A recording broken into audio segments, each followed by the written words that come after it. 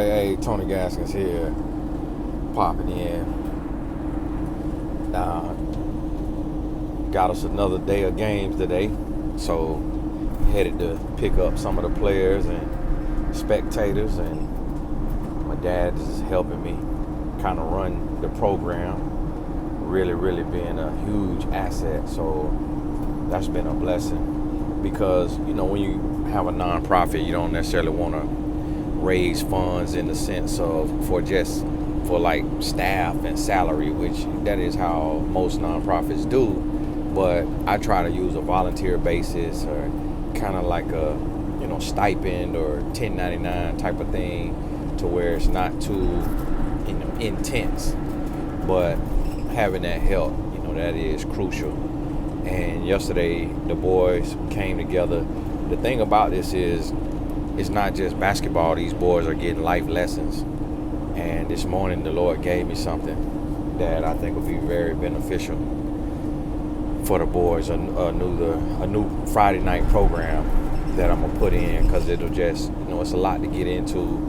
You exhausted from school, you kind of just want to get into some stuff, and so whether it be with a young lady or whether it be with the boys getting in trouble or what have you. So I'm gonna put a little Friday night ministry together for the boys to come together and learn, train, and eat, and then get home and be taking home anybody who need a ride, and get some mentors to come in. So wherever people getting dropped off, so if they in the one city that we in, then we dropping them off, and they in the next city, I have a mentor come from each city that guys would come in from, so they have a ride home. But just want to say thank you so much for the support. We had a supporter, one of you all, who came in the other day and just blew me away.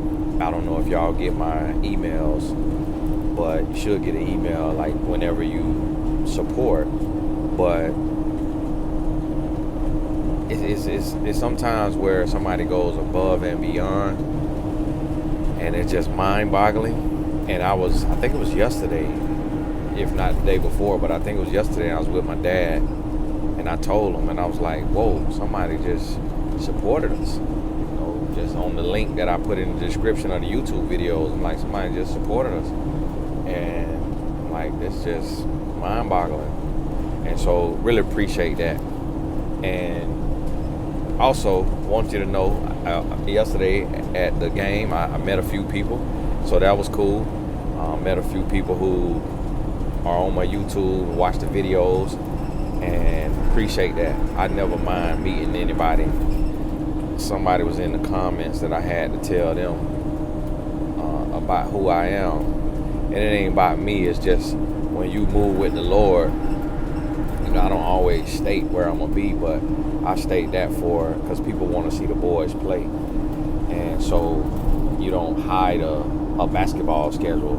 I'm not a gang member, so it's not anybody looking for me in that sense of trying to do me harm, because I have not done anything to anybody. And so when you understand that and you come from that life and you've been out there like I was, you understand the mentality. Like, gang members are not looking to pull up on me and do nothing to me, because I'm not in their industry, I'm not in their circle, and they know that everybody today has guns on them. Everybody is strapped, and everybody has what they need. My dad is also security and is always have what he needs. So y'all, if you walk in fear, keep that to yourself. Now, I don't walk in fear, I walk in caution. So I'm not gonna mention what restaurant I'm going to in live time, because that's just me and it has nothing to do with anybody else. But this ain't about me, this for the boys. And so you also have to realize that, being that I'm not a killer and I'm not a gang member, nobody is coming to a gym to do something to me in front of a gym full of kids. So y'all, use your brain before you get in the comments, because it's just annoying to me, being a content creator, to have to deal with adults who don't think before they speak. and just be in the comments saying stupid stuff and just being a distraction. It's like, if you feel for me, then say a prayer and stay out the comments. Just taken away from the message and what the message is talking about. And so, and when you say something stupid and you realize it, go back and repent and delete your message. And so people could focus on what we talking about in the video. Thank you. Keep your head up. God bless you. If you're mad, scratch your booty and get glad. And so, you know, this is about these boys, and we building these programs, and we're gonna be making this thing here happen. And so we coming on to the wire because we got this next week, you know, we got a trip next week. I mean, not next week. Start looking at booking the flights next week, but we got a trip coming up to Kansas City, Missouri. And it's not literally Kansas City, but it's like we'll probably fly into Kansas City, and then the gym is like in some other small town away from it. I can't remember the name of the city, but we'll be playing there. That'll be our first real test. That's early April. So that'll be our first real test, and we'll see what that's looking like. And so y'all be praying for us, and just thank you. You know, I really want to do this on a appreciation post to say thank you to those who have clicked the link in the description and supported us, because you making this all possible. Because these boys, when we get together, you know, they getting food. Like yesterday, we couldn't take Gatorade in, to our knowledge. We got to check and double check, but just Gatorade for the boys for the 2 games cost us $120, because you paying for the Gatorade at the gym. Cost us $120. Now, yes, we could go to Walmart and get it for much cheaper, but I think that's what to make money, they don't want you to bring in your own food and drink. And so, and then also just me, I'm a supporter. Like, I'm not that type of person. I have an abundant mindset. So if here's this establishment, and I know how much it costs to run a business, but to have a huge gym that you're allowing all these people to come to, I want you to make your money. Like, I want to support your concessions, because I know how things work. It's reciprocal. It's kind of like we go to the movie theater and we using the movie theater for an outlet, but we want to sneak all our food in. And it hit me later when I shift from a scarcity mindset to an abundant mindset, that they gotta charge these prices in order to keep these doors open, because it costs a lot of money to have screens this big and sound systems like this and all this staff and this beautiful nice building, that they're not gonna make that off of $7 to $15 a head on selling movie tickets, when they gotta give majority of the money to Hollywood for the movie. And so it hit me like, yes, this food is expensive in here, but if I love this and this is my favorite thing to do, go to the movie, I need to support the establishment. So if you get what I'm telling you right now, it's really about a mindset shift. It's not about what I want to do. It's about what I need to do, because I'm thinking abundantly and I want the next level. So when I tip, like on carry out and stuff like that, I may still tip 20%, 15 to 20%. And like yesterday, I bought food. I think it was a 20% or 25% tip. I hit 20 or 25%. But when I talk to people, so yes, your money goes down a lot faster like that. But when I talk to people, they be like, oh, I ain't tipping nothing. That's the goal. But what's associated with that is also typically poverty. And so poverty is not just your bank balance or your income. Poverty is also a mindset. And so we can have a poverty mindset and not even realize it. We can have a scarcity mindset and not even realize it. And I'm not saying to go frivolously blow your money.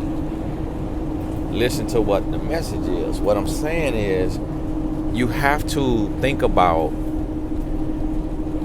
what you thinking about. So this is why when I'm at a restaurant, I tip 30%. And man, listen, if you go on a date, that 30% could get hefty, because if me and my wife go somewhere, the minimum is going to be is like $100 today when you go out to a decent restaurant. But sometimes it's $300, and it has been up to $500 at a nice restaurant. And that's, of course, including the tip. But let's say it's $200 for what we got. My tip now is going to be $60. But let me tell you what happens. For one, if you can't afford even the standard tip, then you should not go out to eat, because the person who is serving you is working almost a minimum wage job. And it's very hurtful and disrespectful to them if they out here working this job and they doing a service and you can't even tip the industry standard. So I'm not saying go above and beyond, but when you're capable, when you're able, I would say tip 30%. Tip 30% when you're able. And the reason why I'm gonna tell you this, because it's a trick. You're gonna feel when you tip that 30%. Let's say you sit down to eat and your meal is $20. You tip $6. Now I want you to think about this. Okay, $6. Is this $6 going to put you in a shelter? No, not if you went out to eat, to sit down. Is it gonna put you in a shelter? No. Is it gonna bankrupt you? No. Are you gonna lose sleep? No. But what are you gonna feel? You're gonna feel rich. You're gonna feel blessed. You're gonna feel abundant. And what you just did is you just stretched your mind, because your mind was locked in on 15% for so long. And you may still be a 15% tipper. And then maybe you went to 18%. Maybe you went to 20. Maybe you went to 22. Maybe you went to 25. But I've only seen one receipt in my entire life that had 30% or higher on there. And I think it was a black establishment. Y'all need to be ashamed of yourselves. But I think maybe they get some athletes and stuff like that, rappers and dope boys who come in. So they just figure, hey, let's just set this thing all the way up to 45% tip if you want to. And I'm pretty sure some ballers have done that. And you lose the plot when you're doing it to flex. So when I tip 30%, I don't hand the receipt to the lady or man and make sure they see it.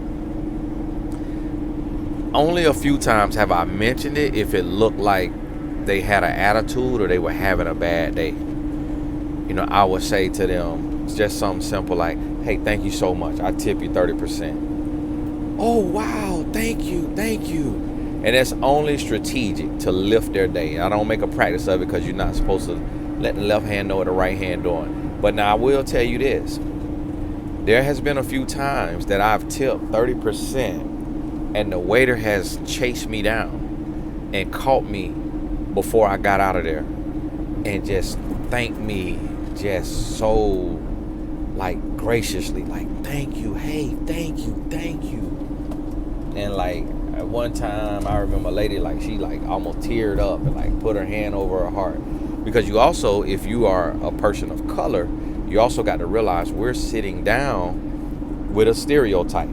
So we sitting down with a stereotype, you know, immigrants are cheap, or black people cheap, or Hispanics cheap, or such don't tip. You know, we sitting down, because sometimes what I would do is I ask a waiter, and now see, I'm a little different now. I don't recommend this. I do not recommend this, because you gotta be set up a certain way to be able to do this. Me having a country accent, it kind of give me a little bit of endearment. But it's been time that I've asked a waiter or somebody, I say, especially if they black now, I'll be like, what's the biggest tip you done got from a white person? One time somebody said $300. I was like, my goodness, boy, y'all white people be out here showing out. Y'all need to calm down. But I be paying attention when I'm somewhere. Like, I'll just be paying attention, and the white men, they'll come with a pocket full of dollars, and you're not even supposed to be tipping at the all-inclusive restaurant.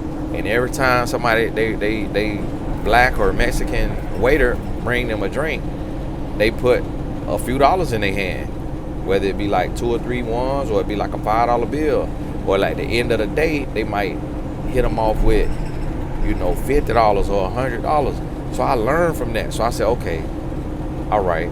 So if I'm at this resort for 7 days, I need to factor in $700 more to my vacation, and I need to factor in $700 more, and I'm gonna break that down to 520s a day, because I probably won't have more than 5 waiters in a day, and I hit each of them off with $20, because this a non-tipping resort. You ain't even supposed to be tipping like that, but they say that it's okay if you really want to. So boom, $20, boom. Now I'm walking around, and what I'm doing what almost no other black person on the resort is doing. So what am I doing? I'm shifting the culture. Now they cannot say all black people don't tip. No black people tip. So when they go to the Baracha and they sitting there at the mariachi having a conversation, and they go to talk about, oh, the black people don't tip, that waiter that I tip gonna say, that's not true. Hold on, amigo, that's not true. This one I be over in Mexico. Hold on, amigo, this ain't true. I had me one. Chicharron, he tipped. Yeah, El Negro, he tipped. That's amigo negro, tipo. And so there it go. It's like, all right. They're like, what? Me friend, he tipped? Yes. And big money, dollar raise. And so now I shift the culture. So that's what I think about. I need to get me a t-shirt made, say shift the culture, because that's my goal every day, shift the culture. But what I'm also doing is I'm shifting my mindset. So in that initial state of consciousness, when you wake up, I had it this morning, like right when you wake up, but before you all the way wake, that right there, that 10 to 30 minutes, however long you got, like right there, man, jot down them ideas. I had 2 amazing ideas today. But guess what? One of the ideas, if I did business the way the sharks do business on Shark Tank, like if I really did it the right way and really took it serious, if I had me one partner who would really like partner with me and take it serious, it'll make $10 million a year. It'll make $10 million a year. But the thing about it is sometimes when you're going alone, you get exhausted, you get tired. You don't, you ain't got nobody to bounce ideas off of. I can't do it with my wife just because she live with me, so she hear me all the time. So she just, get mentally exhausted from all the ideas that I have as an entrepreneur. But, so I sometimes they'll go to the grave with me. I can't produce every single thing that I think of because I just be all over the place. I'm already doing too much for most people. And people ask me all the time, man, how you do all this? I'm like, well, you see me doing it. So it's getting done. So I'm doing it. It's possible. And that's my thing. It's like, man, we live once. And then we going on, if you live right for the Lord, you're going on to be in eternity with Jesus Christ. So it's like, you might as well max out while you're here for the glory of God and do everything for the glory of God. So that's why I want to be a billionaire. I seen a list of the black billionaires yesterday on Instagram, and I never heard now one of them people. I done heard all of them talk. I ain't heard all of them talk, but some of them had a Muslim name, so I know they weren't Christian. But I've never seen the ones who I done heard talk, the Americans. I never heard now one of them say Jesus Christ. That Jesus Christ is their Lord and Savior.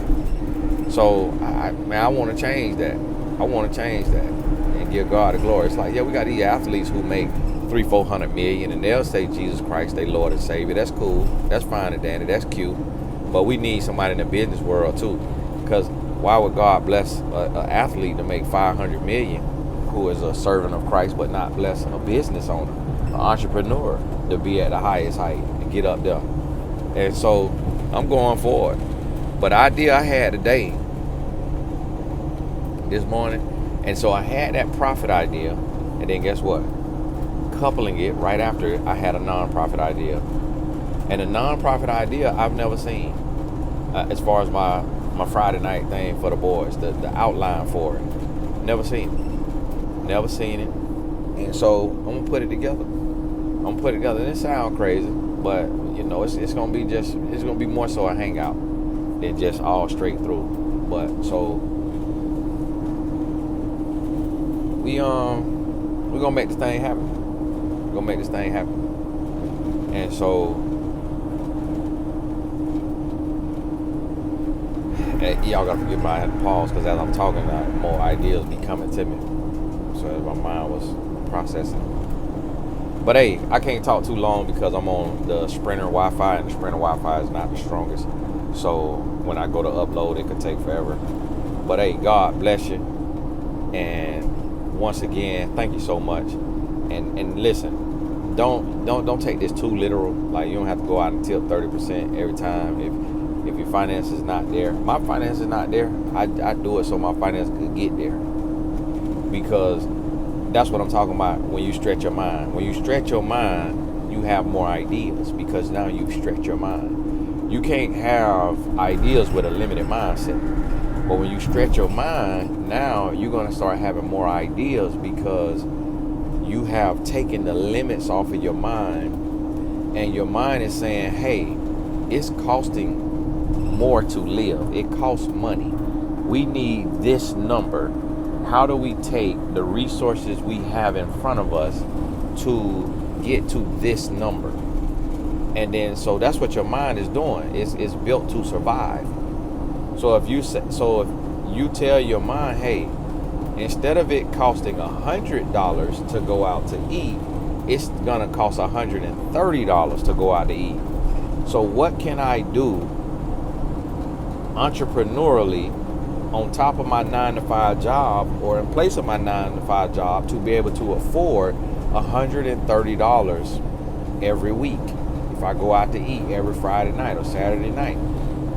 $130. That's $520. That's $520 every month. That's just you treating yourself. So think about it now. Think about if you had an additional bill. Just pretend you got an additional bill. That's $520. Like last night I talked to my wife, I was like, baby, I'm coming home, can you do us an in-house date night? And she just went and did it. I know that thing costed. She got a piece, she got a pasta, she got calamari, and she got a tiramisu cake on Uber Eats. And then she hit that truffle pasta, and we had water. All we had was water. So then she had the Uber Eats 2 Coca-Colas. And so we could get that little fizz, get that little And then we took like a sip, and then we put it in the fridge. Because every now and then you just feeling nasty. Every now and then you feel a little froggy. You just need to hit that Coca-Cola. And so, and she loved hit a little fresh Coke. And then she was like, look at you drinking a Coke. Because I'm not really a Coke drinker like that. But she grew up on hitting a little Coke every now and then. And one thing about my wife, she believe in living. And you can see, like, you know, she beautiful, she glows, but she believe in living. Like, she's not no health nut. Even though she got a biomedical sciences master's degree, she believe in moderation. She believe in moderation. She eat a little bit of everything. And so I really can't even think of something my wife don't eat. She eat a little bit of everything. She'll eat a little bit of Popeye. She'll eat a little bit of McDonald's. But then she also could eat a cucumber and tomato salad. Like, she do it all. And I've learned a lot from that. Now I can't be like her. Sometimes I gotta be a little more strict, because with men we gotta be more strict, because we open our mind to be too loose, it'll go into another area. Whereas women don't always have the same temptations or at the same level, even though some women claim to, they really don't know what they're talking about. And so it'd be a little different. But hey, this is where I get my little gas. I'm getting my little gas here. And I was playing. I was like, I'm going to talk up to my little gas stop. Get my little gas in here. But hey, God bless you. I want you to think about that. So when I say stretch your mind, start in certain areas. You ain't got to do exactly what I do, but start in certain areas. And I'm gonna tell you now, it's sometimes when I go to tip that 30, that thing hurt, boy. And that bank account, boy, I be looking at that bank account, I'm like, hold on now. And then I say, well, Tony, you can't just have a abundant mindset in abundant seasons. You still got to have a mindset of abundance and scarcity. That's faith. And then what I ask myself, I say, is this gonna hurt me more than it's gonna help him or her? And my answer for me is always, it's gonna help this waiter or waitress more than it's going to hurt me. Cause this how I do the math. I say, okay, if my tip, let's say my tip is $30 on a $100 bill. I say, okay, boom, that $30 with the other 10 to 20 tips that this person get, I just added a good little chunk to the pool. So if they make $100 in a day, which is, customary for waitresses, for some. I remember I dated a waitress in high school. We both was in high school, but she worked in like maybe her 12th grade year, 11th grade year or something. She worked at Longhorn, Texas Longhorn, the place, and she would call me after work, like, I made $120 a day. I'm like, my goodness, need to get me a doggone job. She was literally making $100 every day she went to work. So I loved it because she had money for us. Well, I was a deadbeat. Well, she paying for the dates. I'm getting all kind of perks. And so, yeah, she was making that. I'm like, my goodness. And so that's how I think of it. I look at it like, okay, what is this gonna do? Compound it with everybody else tip throughout the day. But how bad am I going to miss this $30? And if I ain't got it, I ain't got it. But since I've shifted to that mindset, I haven't come to a time where I really ain't got it. I could count on maybe one hand how many times I had to bump it on down to 20% and say, Lord, forgive me for not being able to stretch today. I ain't got it today, Lord. The stretch mentally, because it's mentally, spiritually, you stretching in all those ways. But hey, God bless you. Go ahead and gas up. We'll talk soon.